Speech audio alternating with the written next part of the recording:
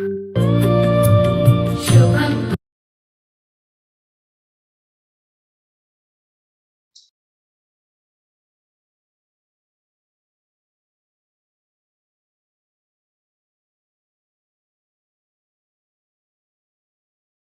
morning, everybody. This is Dr. Suresh Kale from Meenakshi Hospital, Tanjore, and I thank the association for asking me to talk on cannulation in minimal invasive cardiac surgery tips and tricks. Now, the topic is broad; it includes both adults and pediatrics. So let's go ahead. First, with pediatrics, the right axillary thoracotomy. Now, there are four aspects here: right axillary thoracotomy, right anterior mini thoracotomy, lower mini sternotomy, and upper mini sternotomy. So for starters, we'll talk about axillary thoracotomy. You see, the incision is just 1 finger breadth, say almost 5 centimeters in case, and you're breathed after opening, you're breathed by the lung. Now, what does this mean is you have to just push the lung a bit with the pad and then push it with the lever to see the thymus and the phrenic nerve. You can remove the whole thymus, both upper and lower lobe, through this approach. And this is important because it gives you a lot of room for the aortic and SVC cannula to sit there. Mind you, you should not injure the innominate vein, lest it will convert the procedure into a rather serious or difficult one. Open the pericardium over a plastic sucker. That's an important tip. You will not be touching the heart. You will not have arrhythmias. Stay away from the phrenic nerve at least 1 inch, because phrenic nerve is very important in kids, especially in kids. So stay away from the phrenic nerve, open it as much as possible, then you'll see the whole of the heart. Now, the beauty of mixed or transaxillary or right anterior thoracotomy in kids is, once you put the pericardial stay sutures and pull it, the aorta comes to the surface, as you can see here. So judiciously place stay sutures so that you get the great vessels in view, the aorta, the SVC, the mid-RA. And you'll not be seeing the IVC. Don't worry about it at this stage. Depending on the procedure, you can use pericardium. Now, just moving the right aortal appendage away with a tie or a purse string will reveal the whole of the ascending aorta, as you can see. Now, mark the place on the ascending aorta for cannulation.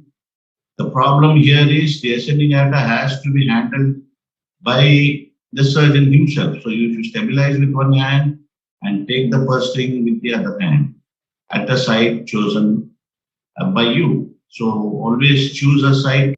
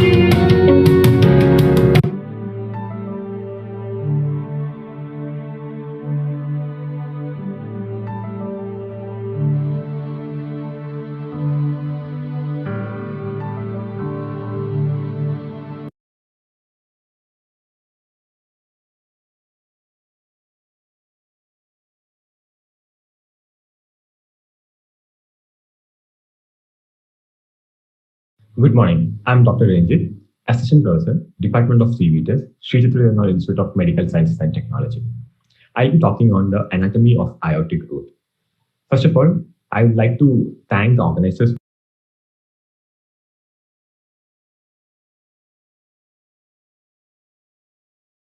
So, first of all, let me thank Indian Association of Cardiothoracic Surgeons and Sree Tirunal Institute of. So, first of all, let me.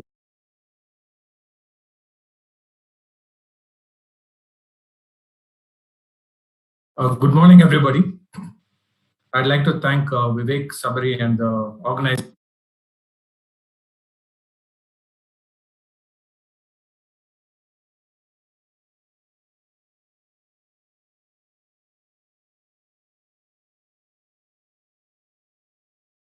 Good morning, friends.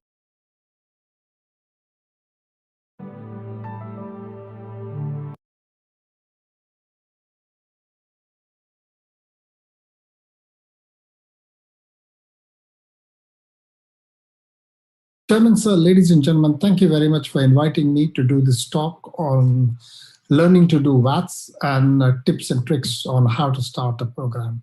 But in the UK, I was fortunate enough to be one of the first units to start doing video-assisted thoracoscopic surgery, where all the major surgeries in the chest were done with making 3 tiny cuts on the chest wall. But as surgeons, we are never satisfied and we are always pushing the boundaries. So from 3 ports, we moved to 2 ports, and then from 2 ports, we moved to a single port, where a lot of the surgery could be done with using just a single port VATS. For me, the progression from VATS to robotics was absolutely natural, and I was fortunate enough to have run 3 robotic programs across the globe in various countries. The question I keep getting asked by young surgeons is, how do I start a VATS program? My answer to them is, the question is not how,